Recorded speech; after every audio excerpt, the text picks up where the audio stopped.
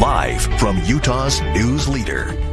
Fox 13's Good Day Utah at 6 starts right now.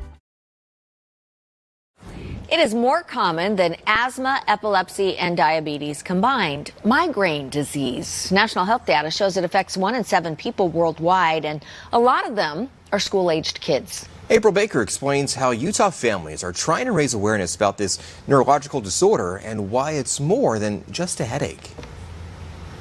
What would go in?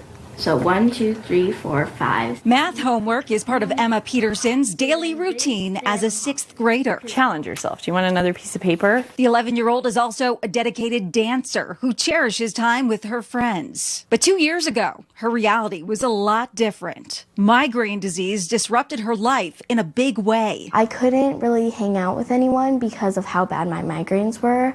I had to kind of just lay in my room and in darkness. She was so nauseated and she was seeing all these strange flashing lights. It was terrifying. Emma's mom, Carrie, says the symptoms came on suddenly. Emma had only experienced one bad headache several years before, so they weren't sure what was wrong at first. We went to a neurologist, we went to the emergency room, and no one could really seem to get her out of this really acute, exceedingly painful state. That is, until they learned about the Henry family. There's a notion that a headache is just a headache, where in reality, migraine is very different than a headache. Elizabeth Henry Weiler and her parents know how devastating migraine disease can be.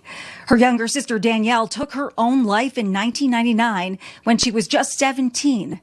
That's when her symptoms became too unbearable. Eventually, her attacks progressed to the point that she was having a migraine attack almost every day. When Danielle had a migraine attack, she often could not see, and people weren't understanding the severity of it. Since then, Elizabeth, her mom, and dad have dedicated their lives to helping people understand. In 2016, they created a foundation with Danielle's namesake.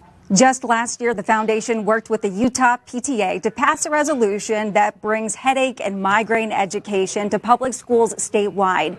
Soon after, they introduced the Migraine at School program, which does just that by providing resources to parents, teachers, and students. We're working with ambassadors, people on the ground, to go to their school community to bring the information directly to their school. Elizabeth says they're reaching 600,000 students in Utah through this program, and their goal is to reach even more in the state and nationwide. Because that equals 144 altogether. Ultimately, letting students like Emma know she's not alone and there's help. Reporting in Salt Lake City, April Baker, Fox 13 News, Utah. And then Madison.